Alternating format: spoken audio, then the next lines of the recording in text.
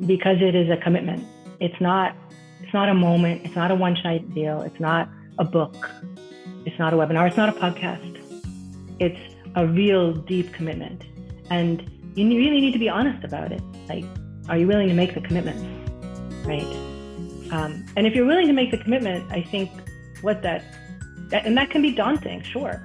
But it doesn't mean that you have to change your life upside down and become something different than who you are, right? So what's your next step?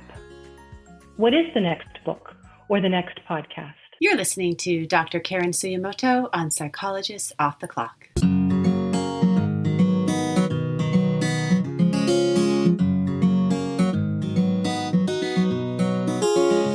We are four clinical psychologists here to bring you cutting-edge and science-based ideas from psychology to help you flourish in your relationships, work, and health. I'm Dr. Debbie Sorensen, practicing in Mile High, Denver, Colorado. I'm Dr. Diana Hill, practicing in Seaside, Santa Barbara, California. From coast to coast, I'm Dr. Yael Schoenbrunn, a Boston-based clinical psychologist and assistant professor at Brown University. And from sunny San Diego, I'm Dr. Jill Stoddard, author of Be Mighty and the Big Book of Act Metaphors. We hope you take what you learn here to build a rich and meaningful life. Thank you for listening to Psychologist Off the Clock.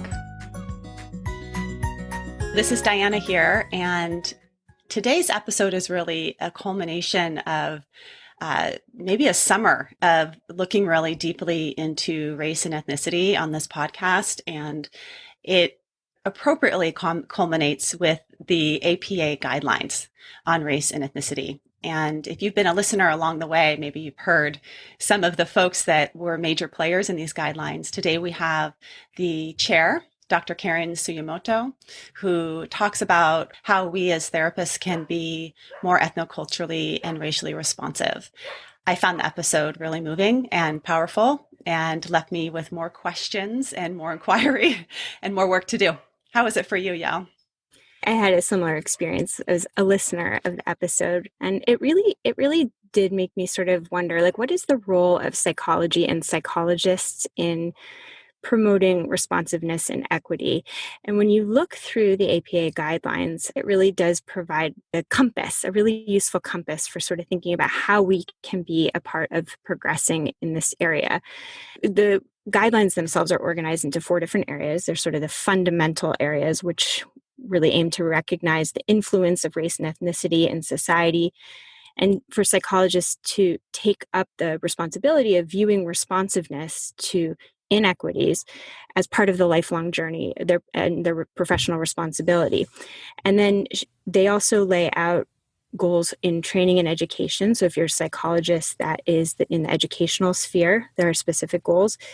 And then there's goals in the practice area, so sort of in the therapy room, and then also in research. And it was sort of reflecting on that, because I think psychology itself is such a broad field and we have such different roles within psychology. And so I think it's really useful that the guidelines really specify, like, depending on what kind of a role you serve as a psychologist, there may be specific ways that you can act to promote responsiveness and equity.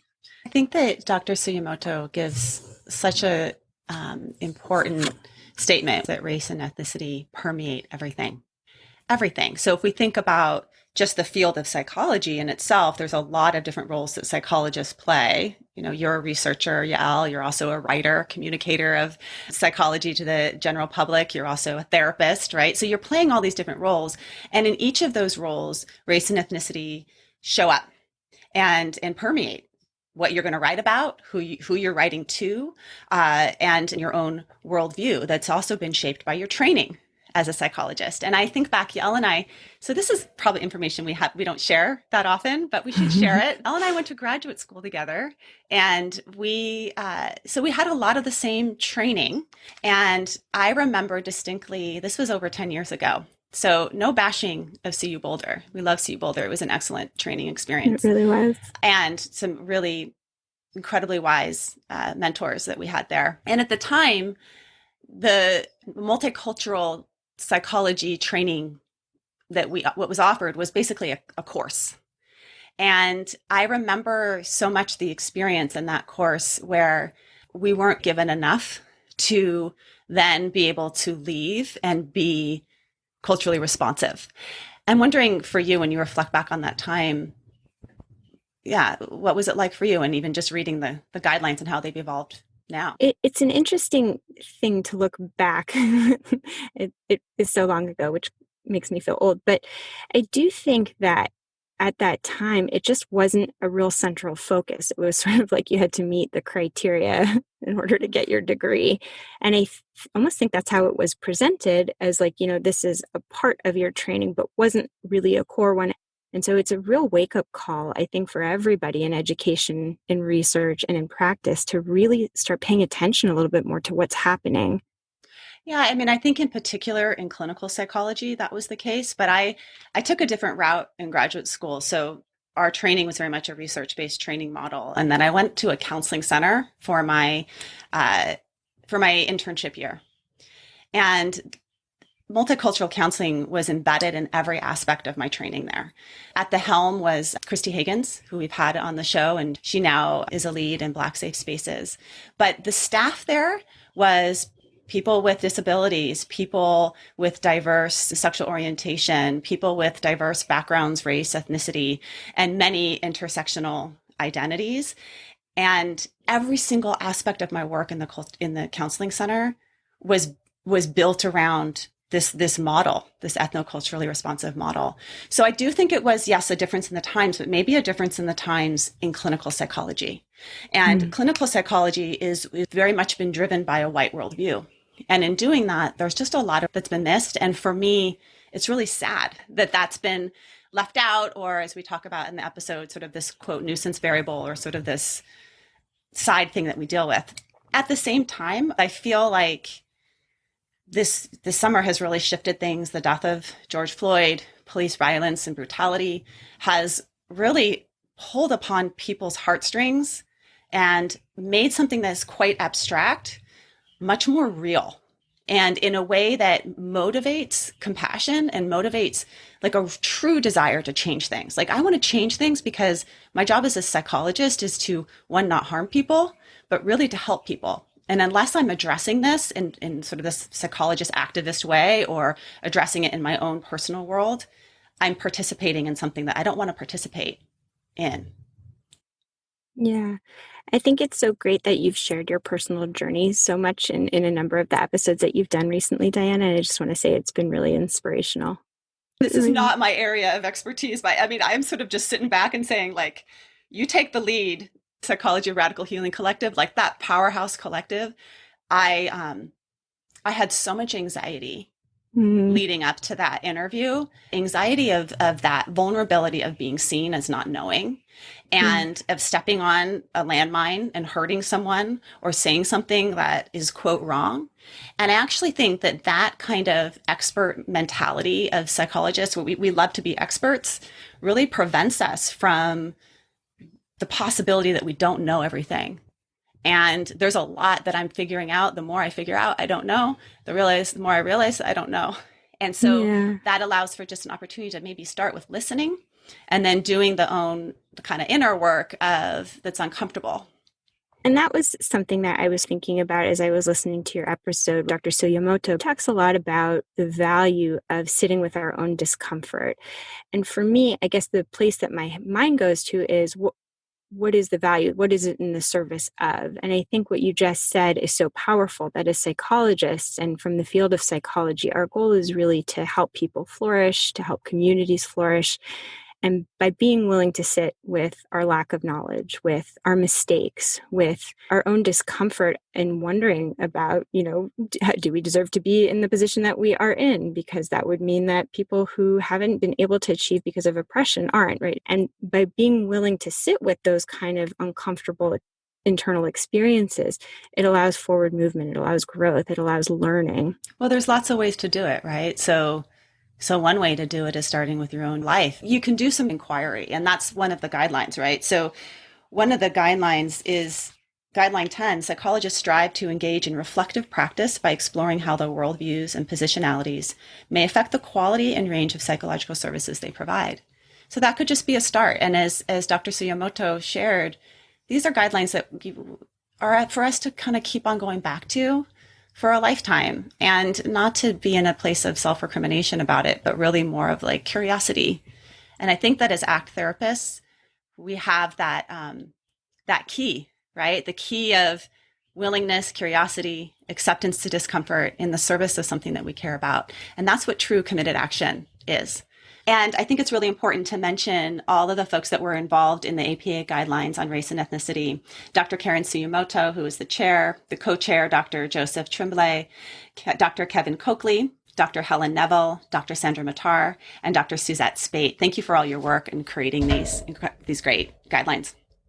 And in addition, just a personal thank you to Dr. Helen Neville and the Radical Healing Collective for coming on our podcast, and also Dr. Sandra Matar. We've been lucky to have both of those, that group of individuals, and Dr. Sandra Matar's episode on immigrant mental health that was just so impactful. It's really stuck with me. So we recommend that listeners go back and check those out too. Karen Suyemoto has a joint appointment with the Psychology Department and the Asian American Studies Program and Critical Ethnic and Community Studies Program at the University of Massachusetts, Boston. Their research interests focus generally on Asian American psychology and issues related to social justice and anti-racist therapy, practice, and education. Their research addresses fostering awareness and advocacy for social justice through examining relations of race and racism to mental health, investigating effects of resistance and coping with racism, and exploring the complexity of relative and ascribed power and intersectional discrimination. Professor Suyemoto was the chair of the recently released Guidelines for Race and Ethnicity for the American Psychological Association. They served as the past president of the Asian American Psychological Association and as the AAPA delegate to the American Psychological Association Council of Representatives. In 2013, they was recognized as a White House Champion of Change, Asian American Pacific Islander woman leader, and also awarded the Asian American Psychological Association's Distinguished Contributions Award.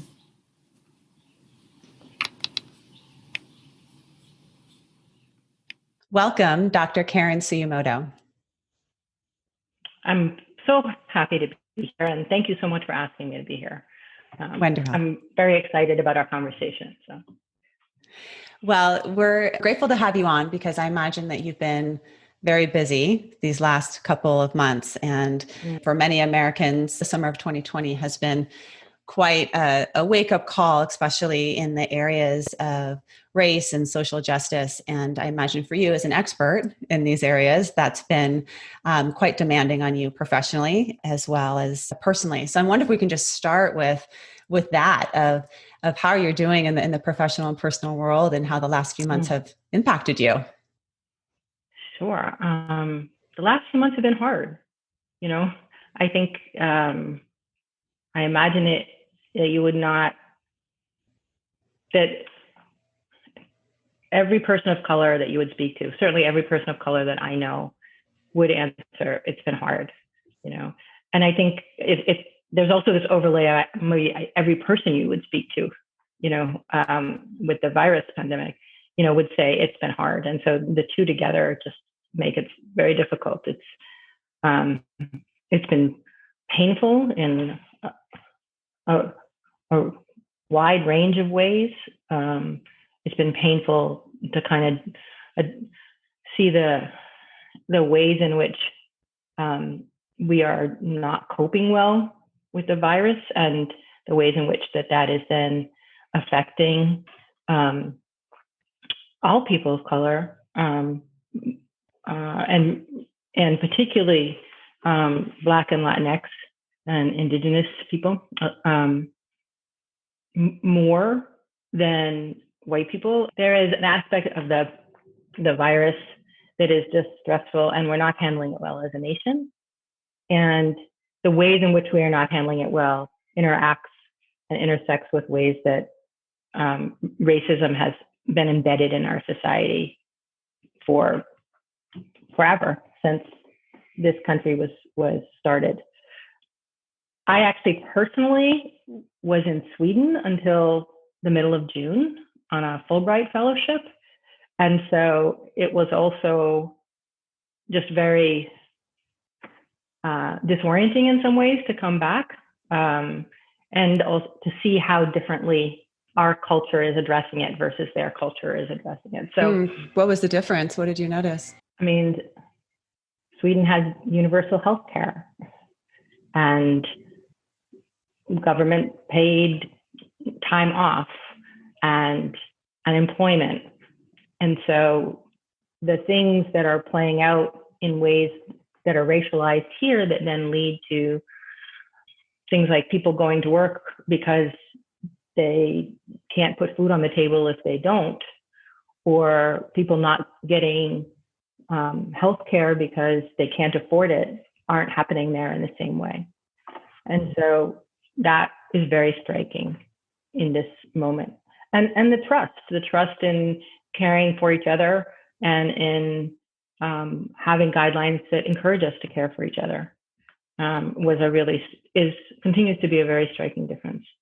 I mean, not that Sweden is perfect. Partly, I was looking at racism there too, but it was a very striking difference. So, and the murder of George Floyd is just incredibly painful, and incredibly painful in the ways in which it's not new, right? And so it's also painful to kind of watch myself and watch us as a nation kind of become activated around something that has been present for so long, Yeah, I've heard from some conversations that I've had with people of color, sort of a frustration about that, because I think for me as a white person, I'm waking up to something. And what I'm understanding or learning more is that that's definitely not the experience for many. And so it's both exciting that there's a lot of change, potential change that's happening, but also, I imagine, frustrating. This has been an area of research for you and a passion for you for a lifetime. And I read the APA guidelines this summer, and they were developed in 2019. And why didn't I read them in 2019? And then also, thank goodness I'm reading them now. So it's both. Yeah. So there's definitely a moment of hope, right? Like, yay, you're reading them and people are paying attention. Yeah. And I want other people to read them. And man, I'd have a lot to learn in them. So I'm hoping that today this can be an opportunity to also share about this work that you've been doing with others. We've had two other members of the task force, Dr. Sandra Matar and Dr. Helen Neville, on the show, talking about some of their areas of specialty. And you as being the chair of the APA guidelines, it really feels like a sort of an opportunity for us to really focus and home in on them and how they can help us as psychologists and mental health professionals to be part of what you're describing as a community to support healing. So one place I was hoping that we could start with the guidelines is some definitions, because psychologists love definitions. We love to create constructs and define them, but it also helps us get on the same page in terms of what we're talking about. And the guidelines are about race and ethnicity. And I think for some people, just even defining what is race, what is ethnicity, and what does it mean to be ethnoculturally and racially responsive as a therapist. Okay. So we could spend hours and hours and hours talking about this and the complexity of it. And so I think I want to start out by saying anything I say now is going to be really oversimplified. Yeah. Okay. But race and ethnicity are often put together like race and ethnicity, as opposed to race and ethnicity. And that's partly because race and ethnicity are lived in ways that interact. But race is really a social construction that assigns people to different categories of privilege or oppression based on their skin color or physical appearance. And that may be their own assignment, but it's also assignment of others. So it's not just identity. So you may identify, for example, you don't, but you might identify as Black, right? But you would have different experiences than somebody who is darker than you, right? And so there is this intersection of identity and categorization and history that shapes your experience. It's not just what you choose to identify as. right?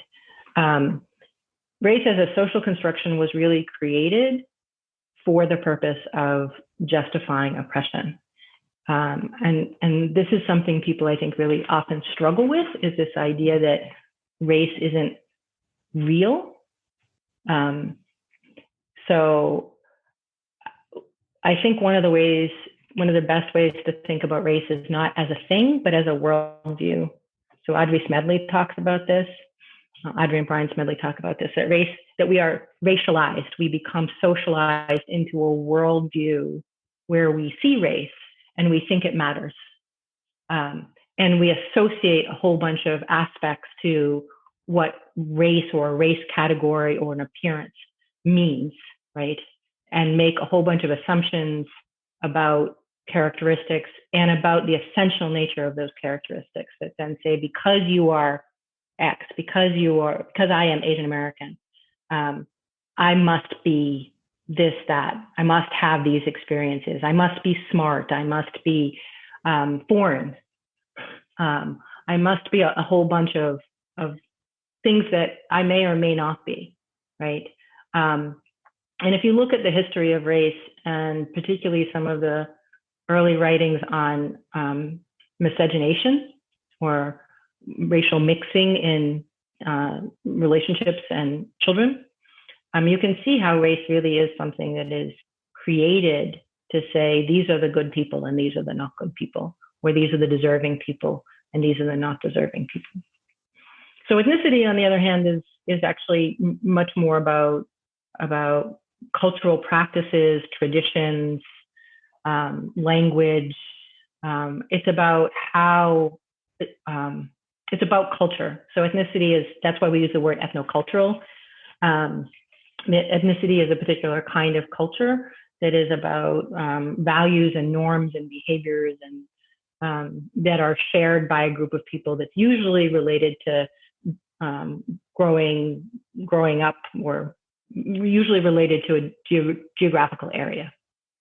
So to creating a culture because you live close to each other and you share and change and grow together, like over centuries, not like days or years. And I think for many people, even those two definitions may be, just even starting there at the definition may be quite eye-opening, especially with the concept of race that you're talking about as that being something that's been imposed. And Ibram X. Kendi talks a lot about this in his book of How to Be an Anti-Racist. He goes through biological racism, he goes through gender racism and intersectionality. And that, I think, is it's important in these guidelines that are carried throughout, because the very first one is psychologists strive to recognize and engage the influence of race and ethnicity in all aspects of professional activities as an ongoing process.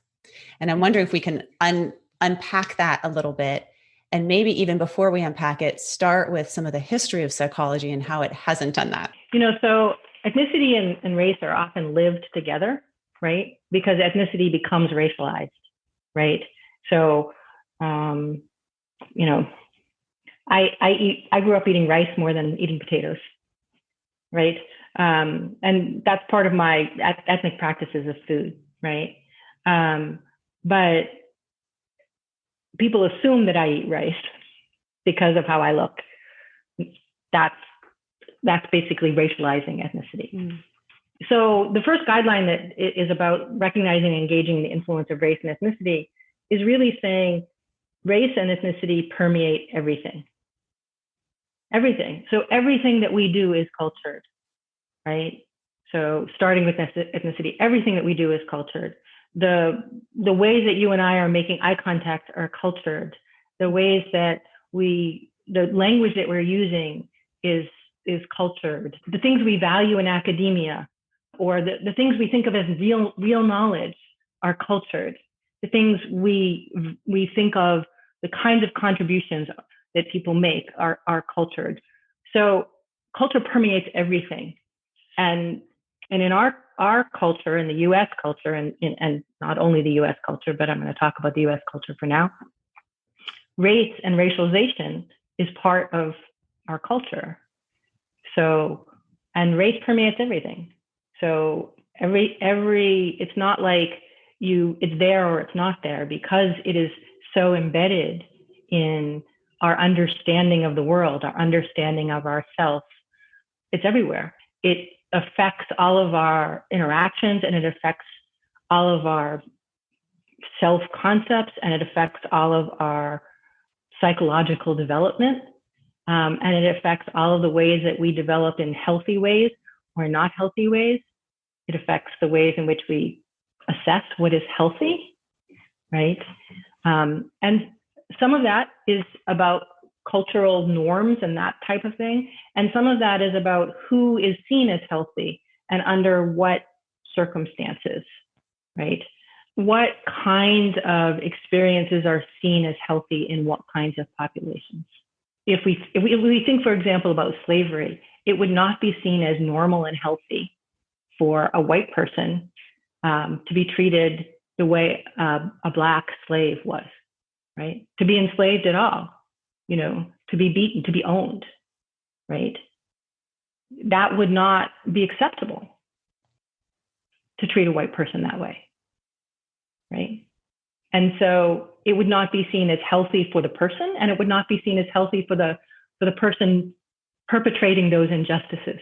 And fast forward to the current environment, similar things are happening in the here and now. Up until now, who has been making psychology, or who are the quote leaders of psychology, and how that is shaped by their ethnicity and race and some of the problems associated with that? Yes. In the history of psychology, of course, the decisions are, and what is psychology, what is not psychology, what is healthy, has been made primarily by white men, right?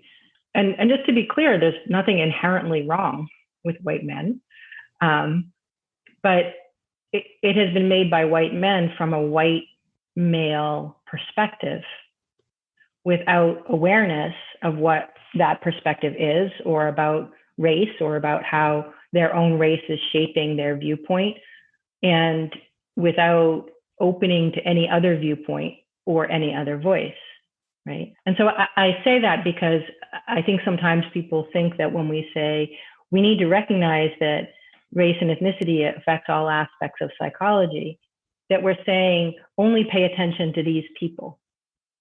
And we're not saying that. We're saying pay attention to the way in race and ethnicity have shaped everything that we do, and all of the ways that we interact as psychologists, whether you're white or whether you're a person of color. And it has shaped the ways in which we foster health or don't foster health and healing from all of those places, right? And so kind of going back to the example of slavery, it wasn't healthy for the slave owner either. Right. So the ways in which we are all caught, people of color are caught in this net of racism and oppressed and damaged by that. And white people are caught too. And they are damaged and constrained, certainly not in the same way, and certainly not with the same impact, right? But you have to do a lot of mental gymnastics that as psychologists, we really should know are unhealthy to address the cognitive dissonance and not see what is so obvious in front of you. You have to work at it. It's just we're socialized so well at working at it that we don't even recognize that we're working at it anymore. Mm-hmm. Right? Yeah. And so if you look at the research on child development and race, children learn to stop talking about race as they learn to become racist. Right? So what does that mean that we are teaching them to attend to it in a way that shows up behaviorally, like in segregation, like they stop playing with kids of different races, right? At the same time as we are teaching them to not even recognize it or talk about it. And that the colorblind approach with children is the colorblind approach that can seep into psychology. There was a a word that you used in the APA guidelines, which is when race or ethnicity or culture gets acknowledged in psychology, it can be considered a nuisance variable. Yes, or a control. Or a control. It's sort of like, oh, we have to deal with that, as opposed to, wow, there's a whole richness that we're missing out on, and opportunities to learn from and grow the field of psychology in important ways. Yeah. I mean, if we treat it as a nuisance variable, so this was, I think, in one of the research guidelines that we were talking about, you can't just do a comparative study. You can't just say, Asian Americans are this way compared to whites, right? Because that's really not telling you anything about how race and ethnicity are actually affecting the experience, right? So, okay, so there's a difference. So what? What does that mean? How do you unpack that? How are you going to use that to address health or healing, or promote health or healing, right? And often it is set up as, well, say Asian Americans are more, this would be the statement, Asian Americans are less emotionally expressive. Mm-hmm. I learned that. That's what my training was. I'm not mincing words there. Yeah. So let's unpack that. Less emotionally expressive than whom? Let's start with less means more. Okay. So who's more? Like, it's, just the fact that it's not named. Okay. And then what does that mean in what context? In a Asian context, being emotionally expressive the way that white European Americans are could very well mean being rude and being unseemly and being aggressive and being selfish, right? But if we don't unpack that meaning, then all we have is that this person is this Asian person is somehow less than or not what we expect, right? And so we have to actually look at the real effect of, this was somewhat of a cultural example I just gave, but also of, what does it mean to be oppressed? What does it mean to experience the marginalization and oppression that people of color experience in this country? And what does it mean to experience the privilege and to never have to think about it when you're white? That showed up for me in the interview with the Psychology of Radical Healing Collective, and the question that I asked, which was, how do you bring race and ethnicity into the therapy room? Yeah. And Dr. Hector Adames was like, bring it in? You don't need to bring it in. It's already there, my friend. And because I am white, if I'm sitting across from another white individual, it's, quote, not there. Right. Because I'm a fish swimming in a dominant culture. If it's like a fish swimming in water, you don't realize that you're wet until you're out of the water. This second guideline, which is about encouraging psychologists to maintain updated knowledge of the scholarship pertaining to race and ethnicity. There's a discussion in these guidelines about knowledge in the academic world, but also doing some of the personal work, the personal inquiry. And what you encourage in these guidelines is very different than like watch a webinar. It's engage in a deeper way about that inquiry. Can you speak a bit to that? The second guideline is a guideline about, all of these guidelines are about ethics, right? Because if we think about it, ethics of first do no harm. If you don't understand the ways in which race and ethnicity are affecting your interactions with your clients, you're going to do harm.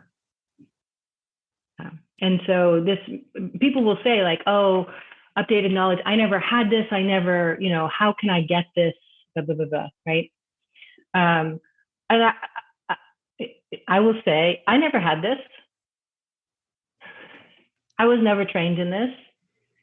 My training had one class session, not a course, but one class session on this material.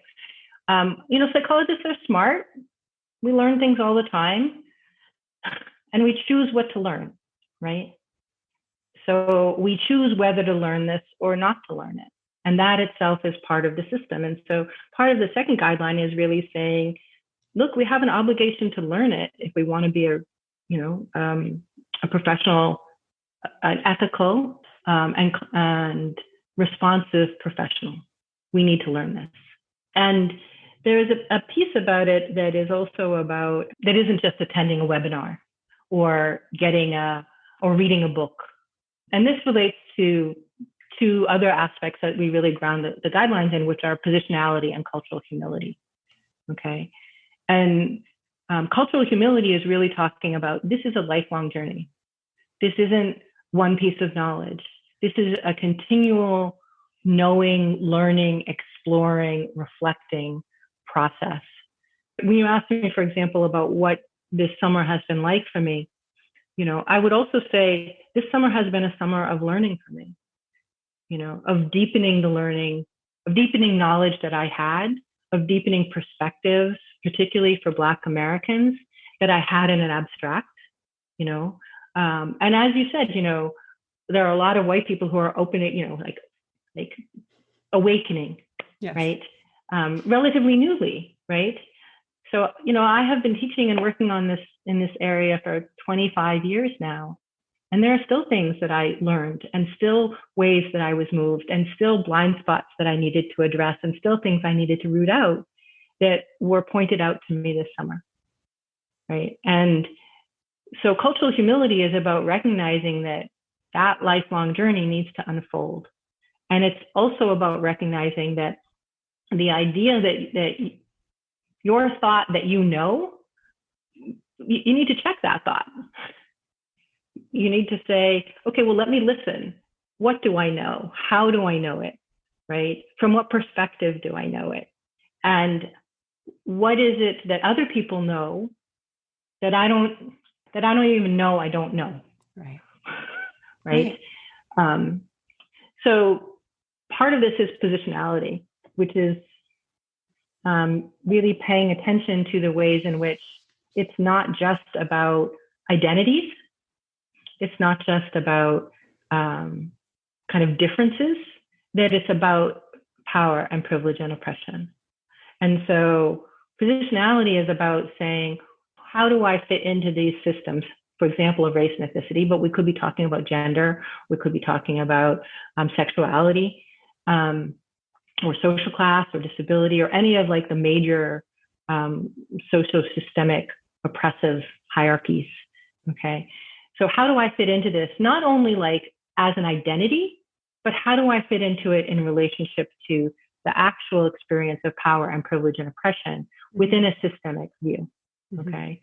So as an Asian American, for example, I am a person of color, right? As a multiracial Asian American, I am a more privileged Asian American in some ways than many Asian Americans. Within white contexts, I'm definitely more privileged. White people tend to be more comfortable with me than other Asian Americans, right? As an Asian American, we are more privileged in a race hierarchy than Black African Americans are. But then you have to unpack what that positionality really means, because the privilege that I have as an Asian American is given to me, quote unquote, given to me, ascribed to me, or proxy. I think it was Sam Wan, or maybe it was Will Liu, who said proxy privilege. In other words, it's not privilege that I call it ascribed privilege. It is privilege that is given to me as an Asian American by white people. And it's given to me as an Asian American by white people in order to maintain white supremacy. So if I'm invited to, say, collude and participate in the model minority, like you're the model minority, right?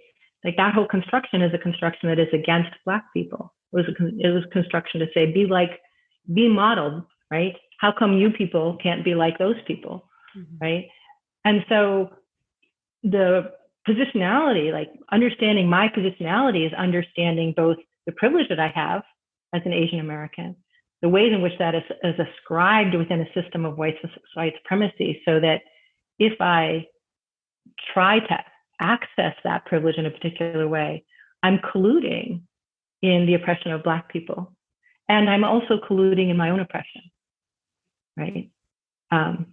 Because that whole construction is put up in a particular way to keep us, Asian Americans in this case, down as well. And so positionality is really saying, hey, you need to pay attention not only to your identities and to differences and to like cultural norms and those kinds of things, but to oppression and to privilege and to what you get that other people don't get because we're caught in this system. So there's two parts of that I'm hearing. The first part is awareness of positionality, awareness of being in a place of privilege. And that can kind of feel like, I remember when I was really trying to have a baby for a long time, all I saw everywhere were kids. I'm like, there's kids, they're everywhere. All I can see is kids. And I hadn't seen them before when I was like in graduate school. I didn't want to have children. I didn't see children. But as soon as I woke up to the fact that I wanted kids, that's all I could see. I think there's, for speaking from conversations that I've had with other white colleagues or from the white psychologist perspective, I'm seeing it all over the place. Like that's all I see is my privilege, everywhere, in the therapy room, outside of the therapy room, and in my professional life and my parenting life. And so there's that first part, which I think is important. But then I also hear a second part in that, which is, then how do we not participate in it? Going back to the field of psychology, I think is really important. So how can I, as a psychologist, start changing my actions and my behaviors so that I'm not participating in the privilege? And that, for me, it comes all the way down to like things like the GRE, how you get into the field in the first place. So yeah, can you speak a little bit to that? Yes.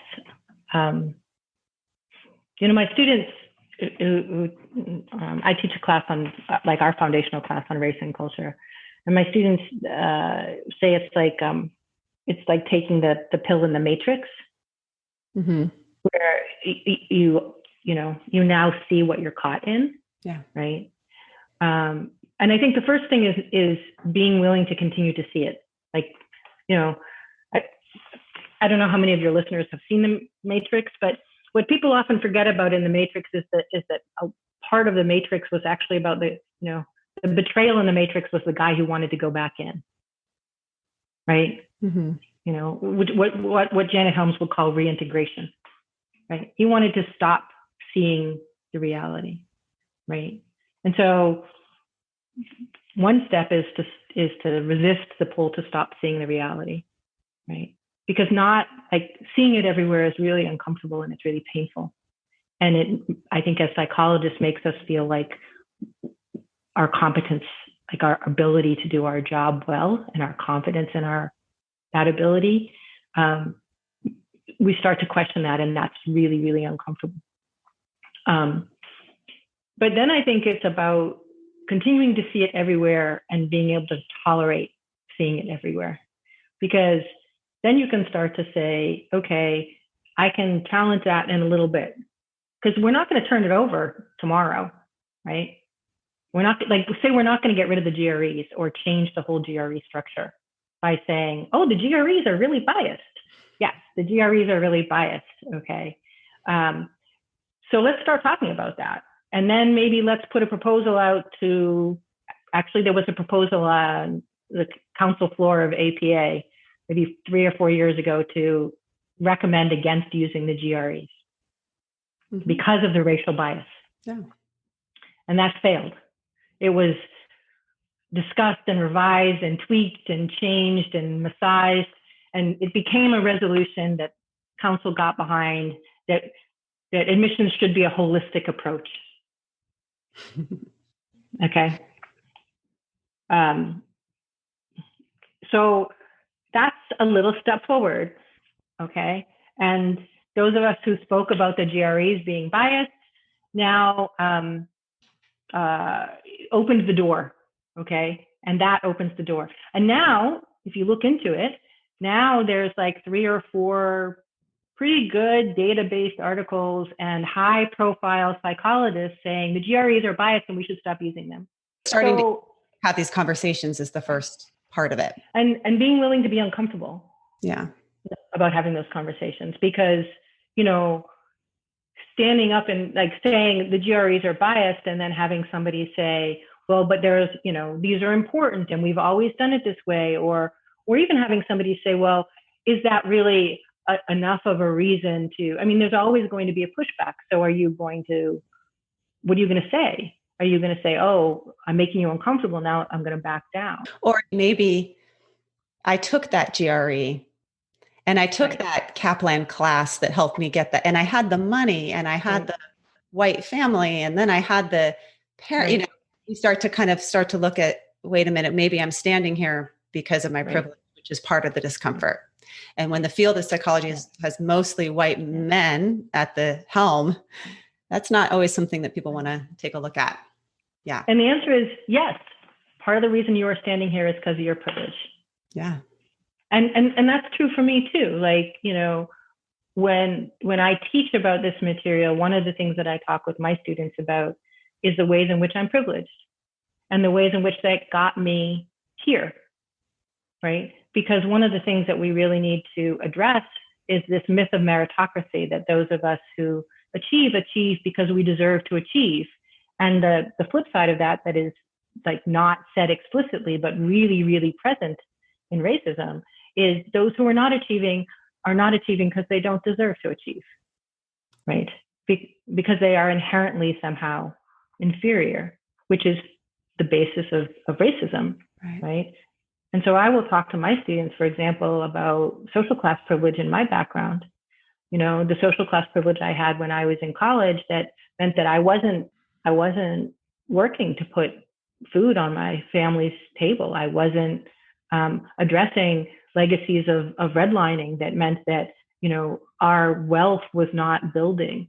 I got to go to college and work part-time. And that meant that I had time to do a research study that in more depth than I might have otherwise. And then to work with a professor who asked me to publish that and to publish it, which got me into grad school, right? And that doesn't mean that I didn't work really, really hard, right? I worked really hard. And I see students at UMass Boston all the time that work just as hard, but they're working at a bunch of other things that I didn't have to work at. Right. I use the analogy with my kids of you're trying just as hard to shoot the ball in the basket. You're just a lot closer to it.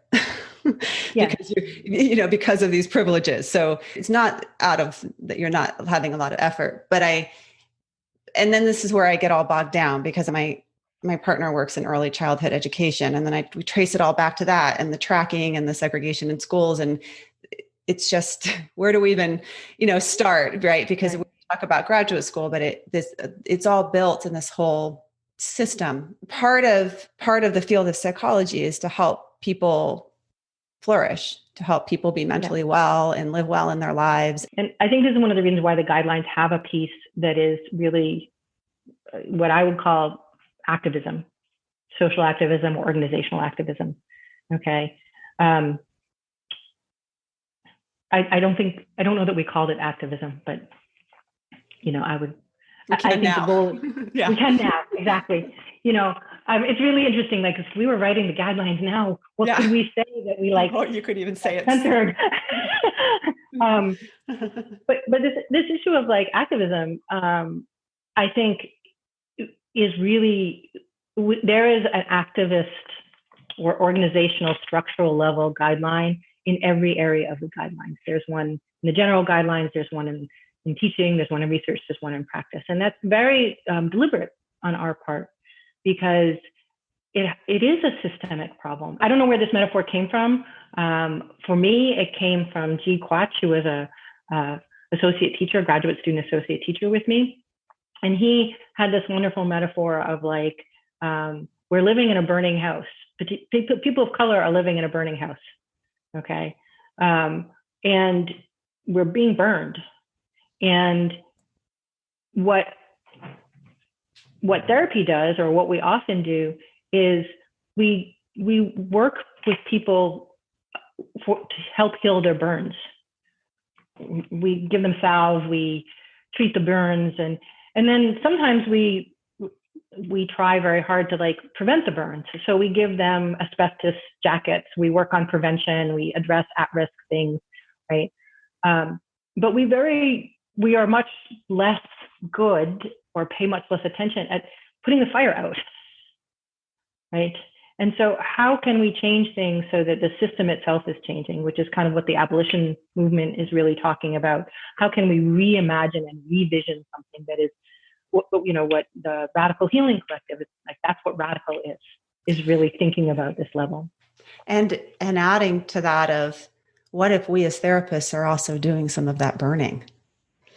Yikes, right? Monica Williams talks about microaggressions, and they certainly show up in the therapy room. I was listening to a talk given by Dan Rosen, and he talks about how when microaggressions occur in the therapy room, they're often at a time when a client is talking about something that's most vulnerable to them. So yeah, it goes at all levels. I mean, if we bring it back into the therapy room, I'll be honest and tell you that I'm not personally a fan of microaggression as a language. And I'm partly not a fan because it just seems very, microaggressions are racism.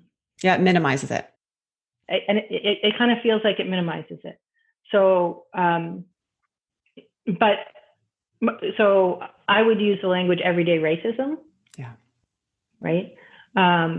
Because I think what we do sometimes with our clients in the therapy room, I don't think it's a microaggression. I think it's a reenactment of racial trauma. Yeah.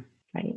And that language, I think, basically then says, okay, so we are reenacting trauma on our clients. Right. Yeah, we're doing the burning. We're doing the burning. Absolutely. And I think it looks like everything from like, do you think they meant it that way? Like a client is telling you about a racist experience. Do you think that person meant it that way?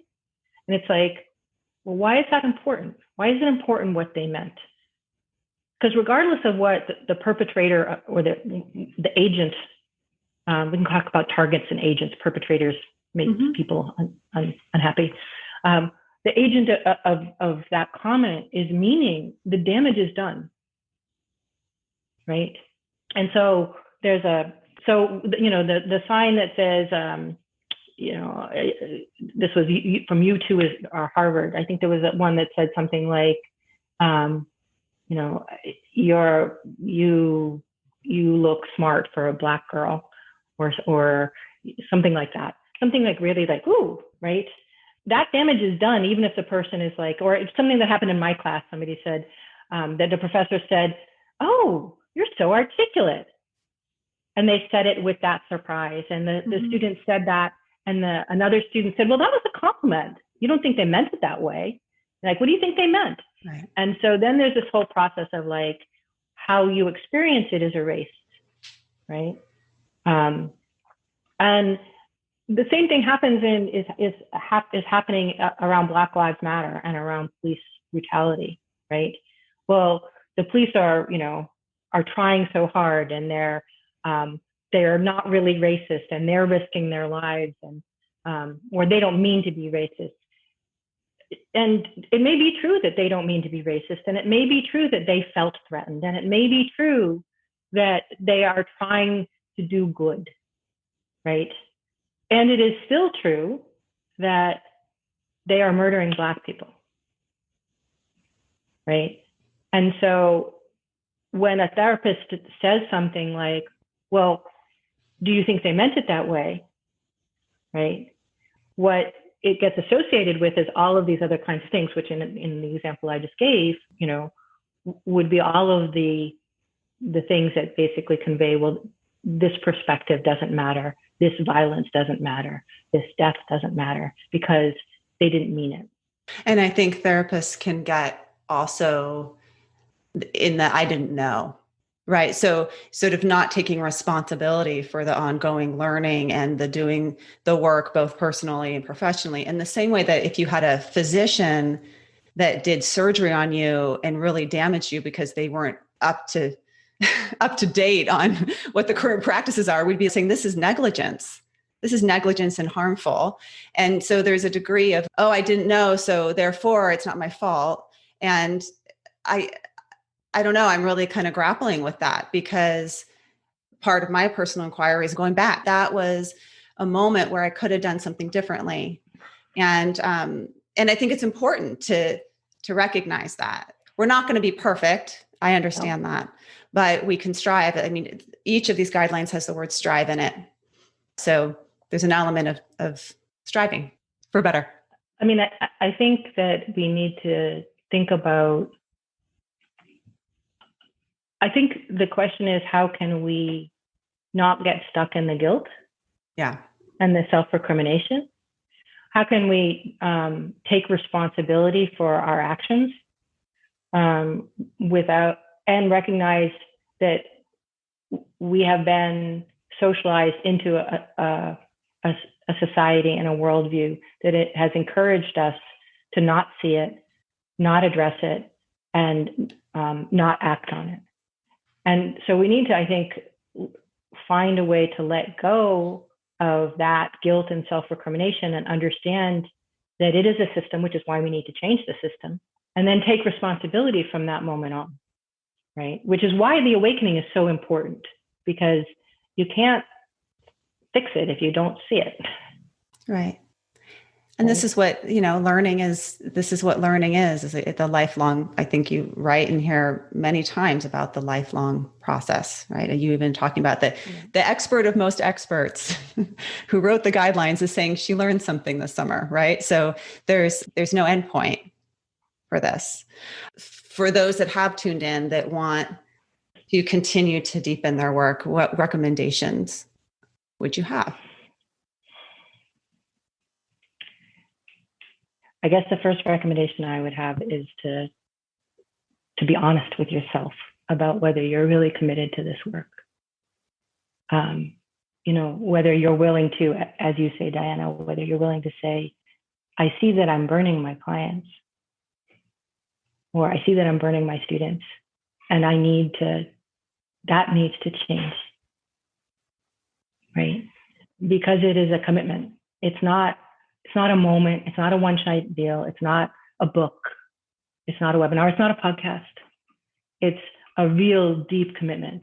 And you really need to be honest about it. Like, are you willing to make the commitment? Right? And if you're willing to make the commitment, I think and that can be daunting, sure.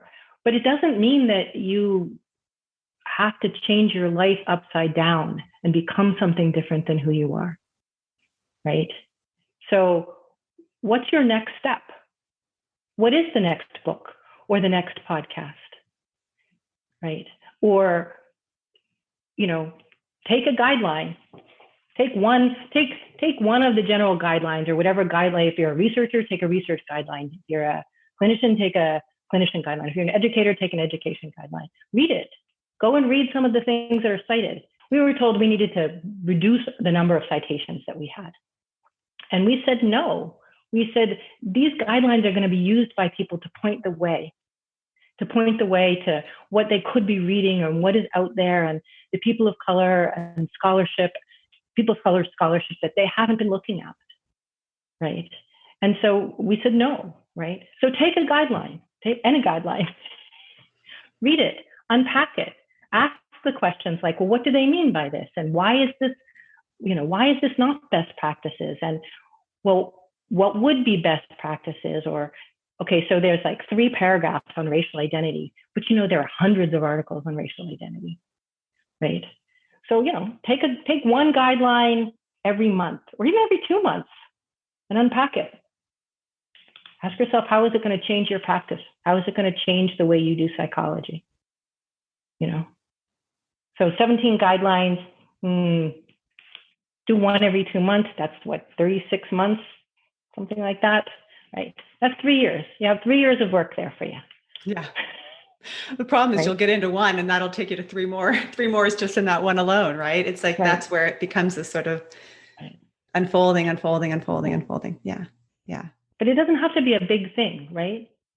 It could just be something like every time you see a client, asking yourself, how did race and ethnicity affect this client and their presenting problems? How did it come up? How did it show up in the room today? Mm-hmm. What is it that I didn't see? Mm-hmm. Right. Including white therapists with white clients as well. The other thing I would say is if your listener is a white person, and they're asking the question, what can I do next?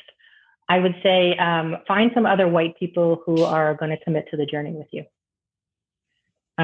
Because it's very hard to stay accountable in this work if you don't have other people journeying with you. And it is not fair to ask people of color to be the people who sustain your growth as a white person.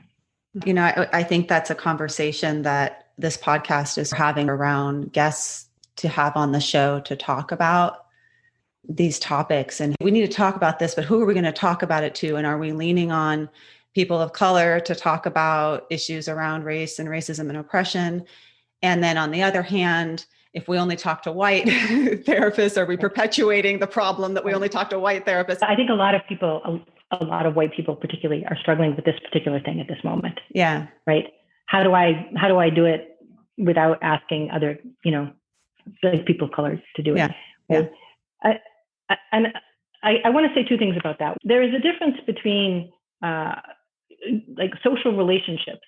Like in my social relationships, it really, like, I shouldn't have to explain racism to my friends, right? It's not my job to educate my friends.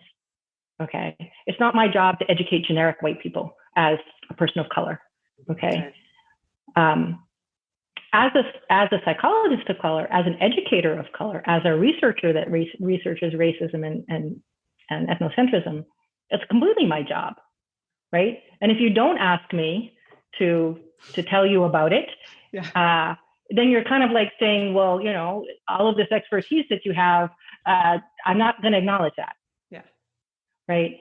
And so I think it's really important to make a distinction between, what you're doing because somebody is a person of color and what you're doing because somebody is an expert. Yeah. Right. And sometimes, to recognize it, sometimes asking a person of color isn't just about their academic expertise, but their lived expertise. And so that's when it gets a little dicey, right? Because it's like, am I asking them because they're a person of color?